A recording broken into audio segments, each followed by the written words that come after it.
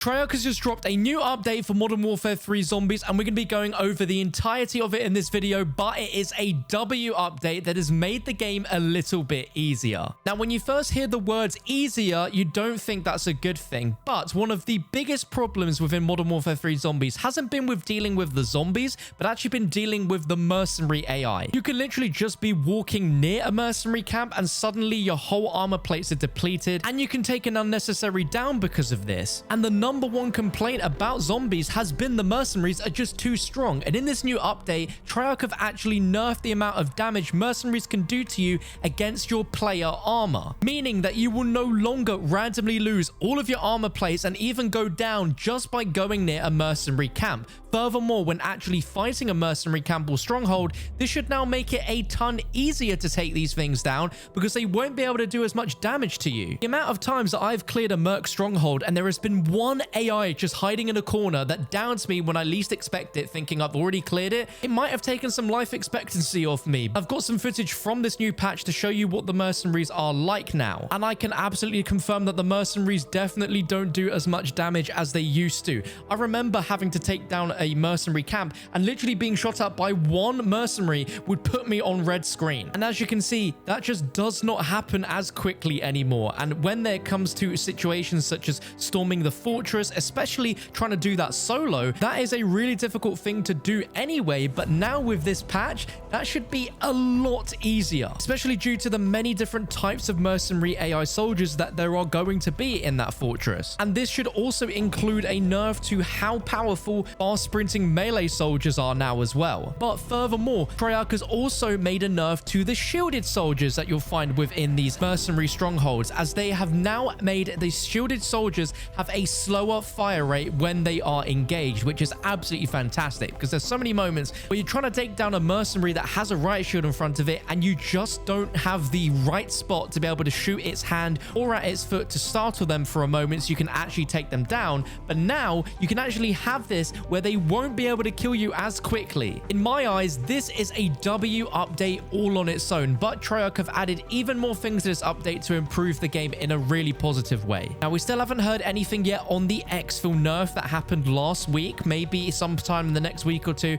I would love to hear publicly from them what nerfing the exfil zombies actually did for the game's stability, and if there's a middle ground that they can get to where they can slowly add more zombies to those exfils whilst also keeping the game stable. But one of the biggest issues that I had in Modern Warfare 3 Zombies grinding all 3 acts was one particular Act 3 mission called Storm the Castle. And if any of you are at this point, you may feel my frustrations here, where this mission was straight out bugged for me. The final part of the mission involved you having to kill the Warlord legacy inside the fortress, and he's supposed to drop Dr. Strauss's research. It's an item that you have to pick up an exfil with to complete the mission, and no matter how many times I did this mission, he would not drop this item. I had to run this 11 separate times before I finally got the item to drop. I tweeted it at Treyarch, and within half an hour, they were talking to me trying to diagnose this issue, and that was about 8 days ago. And finally, Treyarch have gone ahead and fixed this issue. So the way that the Warlord now works is that the kill credit for taking the Warlord down will now be squad-based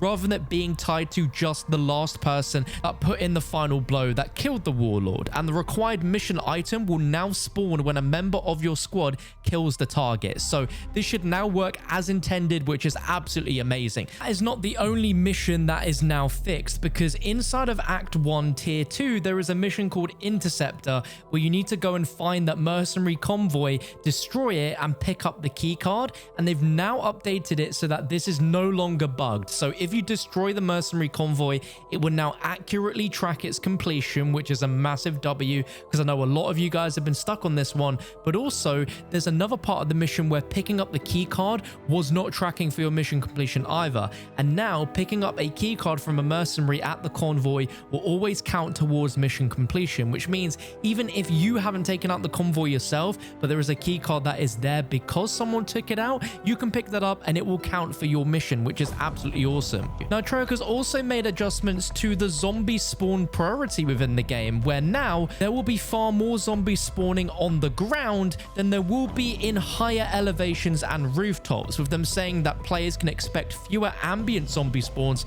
on rooftops and higher elevations. Now, I don't think this will mean that for certain infested strongholds you won't find zombies just sitting there chilling on top of the roof anymore, but if you are going around buildings and going up, no longer will you find zombies spawning as you're making your way higher and higher up. The zombies will still be spawning on ground level and will be chasing you up those levels, which I think is a really good change, because when it came to doing the stamina up Easter egg where you got to run up 15 flights of stairs, there's some times where zombies would just randomly be spawning above me and running down the stairs towards me, which I didn't think was very fair. Now with this update also comes a few general changes where they've closed some exploits, one of those being the various exploits related to the use of symbol monkeys. As I'm sure you're all well aware, people have realized that if you throw down a sentry gun turret and then cook a monkey bomb on top, it would basically become an infinite monkey bomb where it would never ever explode, attracting zombies to that sentry gun turret for basically forever. It was only a matter of time before Treyarch were going to get on top of that and patch that, and they have.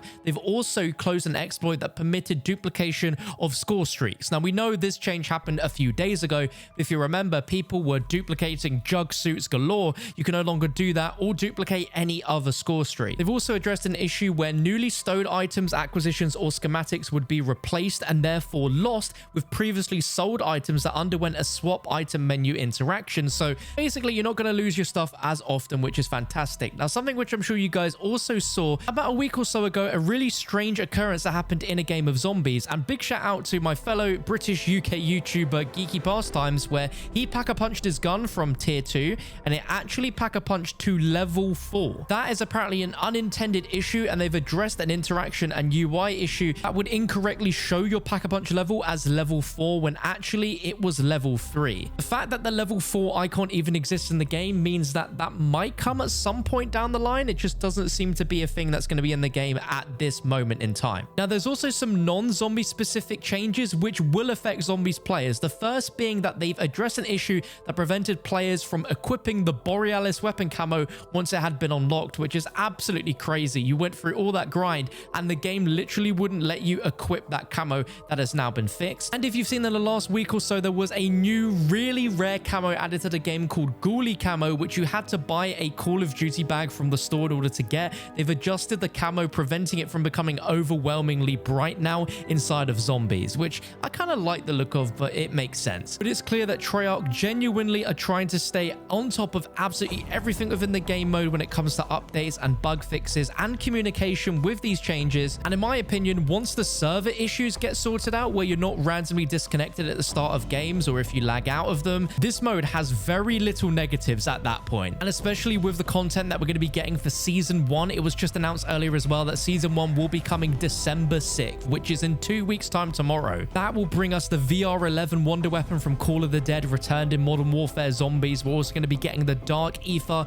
which is going to be a new area with its own set of challenges in. Treyarch are really cooking with this mode. But if you're happy with the changes in this update, let me know in the comments and by dropping a thumbs up, and subscribe to stay up to date with the latest with Modern Warfare Zombies.